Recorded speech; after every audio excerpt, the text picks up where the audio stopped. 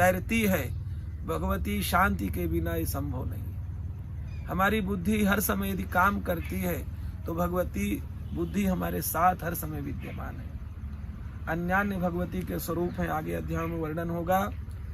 तो भगवती के सिवा इस संसार में कुछ है ही नहीं। सर्वम शक्तिमयं जगत, संपूर्ण ब्रह्मांड शक्तिमय है। उन्हीं का स्वरूप सर्वत्र दिखाई दे रहा है। उन्हीं के कारण आंख है आपकी, लेकिन यदि शक्ति नहीं है आंख में देखने की तो आप नहीं देख सकते किसी वस्तु को। तो जो शक्ति रूप में हमारे आंखों में विद्यमान है वो भी तो भगवती है। अर्थात उन्हीं के माध्यम से देखना है, उन्हीं के माध्यम से कानों की शक्ति बन करके बैठी है कर्णों में, उन्हीं के माध्यम से सुनना है, उन्हीं के माध्यम से सारी स्थितियों में हमको रहना है। तो भगवती कैसी हैं? बोले अपने हाथों में उन्होंने 10 आयुध धारण कर रखे हैं। तो पराम्बा कौन कौन से? बोले खड्गम चक्र गदा, ईशु माने बाण। खड्गम चक्र गदेषु चाप परिघान, शूलम भुशुंडीम शिरः, शंखम संदधतीम करे स्त्रीनयनाम, सर्वांग भूषावृताम।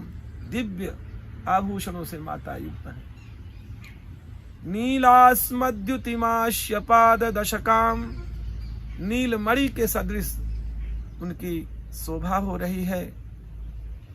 नीलास्मद्युतिमाश्यपाद दशकाम, उनके 10 मुख हैं और 10 पैर हैं। सेवे महाकालिकाम, ऐसी पराम्बा भगवती का हम सेवन कर रहे हैं।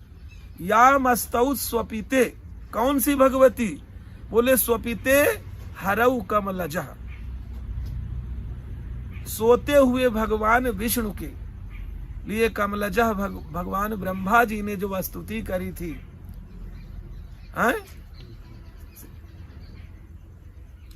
या मस्तौ स्वपिते हरऊ कमलजो हंतुम मधुम कैटभम, और मधु तथा कैटभ नामक महादैत्यों को विनाश के लिए जिन पराम्बा ने भगवान विष्णु के भीतर शक्ति भरी थी, ब्रह्मा जी के द्वारा जो जिनकी स्तुति की गई थी, ऐसी पराम्बा महाकाली का हम ध्यान करते हैं। नमश्चंडिकायै, भगवती को नमस्कार है। इनका बीज ऐंग है। मार्कंडेय ऋषि कहते हैं सावर्णि सूर्य तनयो, सूर्य के वंश में उत्पन्न उनके पुत्र सावर्णी एक राजा हुए हैं। कथ्यतेष्टमः, उनको 8वें मनु के रूप में लोग जानते हैं। निशामय तदुत्पत्तिम, उनकी उत्पत्ति कैसे हुई? विस्तरात गदतो मम, वो मैं आप सबको विस्तार पूर्वक कहने जा रहा हूं, उसे श्रवण करें। महामायानुभावेन यथा मनवंतराधिपः, पराम्बा भगवती की कृपा से वे मनवंतर के अधिप हुए, राजा हुए। स बभूव महाभागः सावर्णिस्तनयो रवे, वो सावर्णी सूर्य के पुत्र इस प्रकार से इस संसार में प्रकट हुए। स्वारोचिसेंतरे पूर्वम चैत्र वंश समुद्भवः, एक चैत्र वंश था स्वारोचिस मनवंतर में। सुरथो नाम राजा भूत, और उस राज्य के जो राजा थे उनका नाम सुरथ पड़ा। सुरथो नाम राजा भूत समस्ते क्षिति मंडले, वह समस्त पृथ्वी के अधिपति थे, चक्रवर्ती राजा थे। तस्य पालयतः सम्यक, वो बड़ी ही अच्छी प्रकार से अपने राज्य का पालन करते थे। प्रजाः पुत्रानि वौरशान, अपनी प्रजा का संरक्षण कैसे करते थे? जैसे अपने पुत्र की सुरक्षा पिता करता है। बभूवुः शत्रवो भूपाः, परंतु इस संसार में त्रिगुणानुबंधन का संबंध चलता रहता है। अतः उनके कोला विध्वंसिनस्तदा, उनके कुछ शत्रु अचानक प्रकट हो गए। कोला विध्वंसी जिनका नाम था, कोला विध्वंसियों के विषय में बहुत से लोग अन्यान्य चर्चाएं अर्थ निकालते हैं, लेकिन इसका वास्तविक अर्थ यह है कि कोल माने होता है सुअर, बाराह। कुछ प्रजातियां हैं हमारे भारतवर्ष में या विश्व में जो कि सुअर को नहीं मारती। गाय को मार देंगी लेकिन सुअर को नहीं मारती। तो के कोल अविध्वंसी अर्थात जो सुअर को न मारने वाले लोग सुअरों को नहीं मारते थे, ऐसे लोग अब आप सब जानते हैं, उस विषय में बहुत विस्तार की आवश्यकता नहीं है। के कोला विध्वंसी नस्तदा, वो उस प्रजाति के लोगों ने राजा से आकर के युद्ध छेड़ दिया। तस्य तैर भवत युद्ध मति प्रबल दंडिनः। अब उन दोनों के मध्य में इतना भयंकरतम युद्ध हुआ जिसकी कोई सीमा नहीं थी। न्यूनैर सतैर युद्धे कोला विध्वंसी विरजिता। यद्यपि वे जो कोला विध्वंसी राजा थे वे संख्या में बहुत कम थे। राजा सुरथ की सेना बड़ी संख्या वाली थी, परंतु दैव योग से वो लोग छल आदि करने में बड़े विश्वस्त अपने को समझते हैं। इस कारण से राजा का पराभव हो गया, उन्होंने राजा को जीत लिया। ततः स्वपुर मायातो निज देशाधिपो भवत। अब तो उस स्वाभिमानी राजा के लिए और कुछ भी नहीं बचा था। अपने नगर को आ गए और अपने नगर में ही रह करके, अपने लोगों के बीच में रह करके किसी तरह से जीवन यापन करने लगे। आक्रांतः स महाभागस्तैस्तदा प्रबलारी भी। परन वो जो प्रबल हो चुके थे शत्रु कोला विध्वंसी, उन्होंने आकर के राजा के गांव में भी आकर के, उनके शहर में भी आकर के उनसे युद्ध करके और उन्हें परास्त कर दिया। अमात्यैर बलिभिर दुष्टैः। संसार का स्वाभाविक नियम है, हमसे आपसे कोई घृणा नहीं करता, हमसे आपसे कोई शत्रुता नहीं करता। वो परिस्थिति का इतना बंधा हुआ, इतना गुलामी में जा चुका है कि वह केवल परिस्थिति ही देखता है। इस कारण से वह किसी वस्तु के कारण से हमसे कभी द्रोह कर बैठता है, कभी किसी प्रतिष्ठा के कारण से हमसे द्रोह कर बैठता है, कभी अन्य कारणों से, हमारे ऋणानुबंधन के कारण से हमसे द्वेष कर बैठता है। वस्तुतः कोई व्यक्ति हमारा विरोधी नहीं है, वो तो इस संसार की माया में फंस करके अन्य वस्तुओं के विषय में अपने आप को डाल करके और स्वाभाविक मार्ग से भटक जाता है। आज वही स्थिति राजा ने देखा अपने मंत्रियों की। आमात्यैर बलिभिर दुष्टैर दुर्बलस्य दुरात्मभिः। अब जब राजा की शक्ति क्षीण हो गई, सारा धन उनका जाता रहा, तो स्वाभाविक था जो मंत्री चापलूस टाइप के थे वो जाकर के उस राजा का आश्रय लेने लगे, राजा का तिरस्कार करने लग गए। थोड़े दिन तो राजा ने सब स्थितियां देखी, लेकिन जिनके सामने वो सदैव उच्च अपना मस्तक करके रखते थे, प्रसन्नता का अनुभव करते थे, आज उन्हीं के सामने उन्हें देखने की उन्हें इच्छा नहीं हो रही है। ऐसी स्थिति उन अमात्यों ने पहुंचा दिया। तो अब क्या था, एक ही मार्ग बचा था। कोशो बलम चापहरितम, उनका जो कोश था वह भी हरण कर लिया गया। तत्रापि स्वपुरे ततः, उनके नगर में भी ये स्थिति हो गई।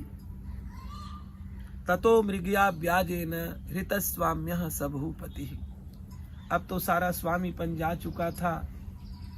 हृतस्वाम्यः सभूपति, वह राजा सुरथ क्या किए, मृगया व्याजेन, मृगया खेलने के बहाने एकाकी हयमारुह्य जगाम गहनम बनम। अकेले ही एक घोड़ा लिया, उसमें बैठ करके एकाकी हयमारुह्य जगाम गहनम बनम, एक दुर्गम वन में वो पहुंच गए। सतत्राश्रम अद्राक्षित, उस वन में जाकर के उन्होंने देखा, अरे यहाँ तो एक बड़ा दिव्य आश्रम है।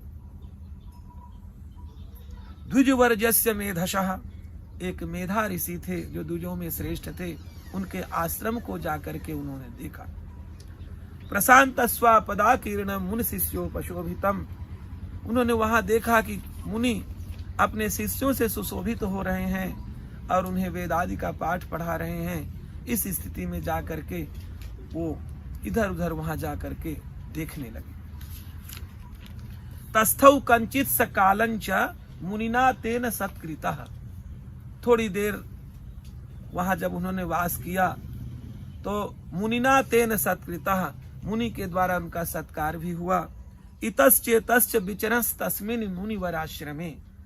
स्वाभाविक था, चित्त इतना ज्यादा व्यग्र था, इधर उधर घूमते घूमते घूमते घूमते वे वहीं चारों तरफ आश्रम में घूमने लग गए।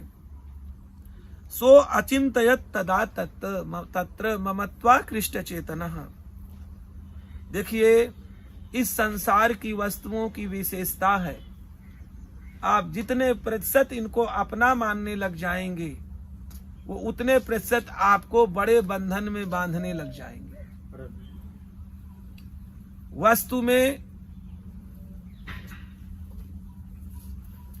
में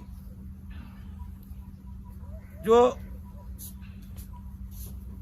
बुद्धि का काम नहीं करते, विवेक का काम नहीं करते, उनके लिए सबसे भारी समस्या है। उनको लगता है तुम्हें इतने बड़े साम्राज्य का मैं अधिकारी हो गया, मेरी इतनी संपदा हो गई, मेरे इतने लोग हो गए। लेकिन जितने अधिक इस संसार के लोगों से आप अपना वास रखेंगे उतने बड़े बंधन में स्वाभाविक रूप से आप बंधते चले जाएंगे। आपके वो सूल और बड़ा होता होता होता होता आपको विनष्ट कर देगा। आपकी चेतना शक्ति एक दिन समाप्त हो जाएगी, क्योंकि इस संसार की स्थिति है, यहाँ कुछ सत्य नहीं है, इसलिए आपकी चेतना भी असत्य में परिवर्तित हो जाएगी। इसलिए जो मिला है उससे बढ़कर भगवान की कृपा हम पर नहीं हो सकती है, इसमें सदैव प्रसन्नता का अनुभव करें। दुर्भाग्य है जो मिला है वहां हमारा चिंतन नहीं रहता, बल्कि जो हमें नहीं मिला है वही हमारा चिंतन सदा सर्वदा विद्यमान रहता है। तो हम प्रसन्न कैसे हो सकते हैं? कल चर्चा चल रही थी, दो ही विषयों को धारण करने वाले व्यक्ति को भीतरी शांति मिलती है। प्रथम यह है वो कभी किसी का दोष न देखे, तो उसके अंदर उसके भीतर अगाध शांति बैठ जाए, कोई सीमा नहीं। दूसरा ये है कि किसी का भी प्रभाग जितने में काम चल जाए उससे ज्यादा लेने का प्रयास, सेवा भी आवश्यकता से ज्यादा न करे। स्वयं दासास तपस्विनः, क्योंकि तपस्वी स्वयं के दास होते हैं, तो किसी से सेवा आदि के लिए भी इच्छा नहीं रखते। सेवा भी हम अधिक यदि ले रहे हैं तो हम दूसरे के प्रभाग को ले रहे हैं अधिक, और दूसरे के प्रभाग को लेने वाला व्यक्ति कभी सुखी नहीं रह सकता। तो आज क्या हो रही स्थिति? सो अचिंतयत तदा तत्र। राजा ने क्योंकि इतना बढ़िया राज्य का भोग किया था, सोचने लग गए, ममत्व आकृष्ट चेतनः, क्योंकि ममत्व में उनका जो चेतना थी वो आकृष्ट हो रही थी। वही चीजें उन्हें बारंबार दिखाई दे रही थी, प्रत्यक्ष उनके अनुभव में आ रही थी, जो अभी तक उन्होंने भोग किया था। मत पूर्वैः पालितम पूर्वम। क्या सोचने लग गए? देखो, जो मेरे द्वारा मत पूर्वैः पालितम, पूर्व में जो राज्य मेरे द्वारा पालित हो रहा था, मया हीनम पुरम ही तत्, आज उस नगर की क्या स्थिति होगी मेरे नहीं रहने पर। मदभृत्यैस्तैरसत् वृत्यैर्धर्मतः पाल्यते नवा, और मैंने बड़े कष्ट पूर्वक इस धन का संचय किया था। निश्चित में जो मंत्री लोग हैं ये बड़े सन्मार्गी नहीं हैं, इसलिए सुनिश्चित है कि उस धन को अपव्यय कर रहे होंगे। अब देखिए, कोई सोचे मैं बहुत सा धन इकट्ठा करके चला जाऊं, यदि पुत्र आदि उस व्यवस्था में नहीं जहां उन्हें रहना चाहिए, तो वो भी एक चिंता का ही कारण होगा, पता नहीं क्या कर डाले।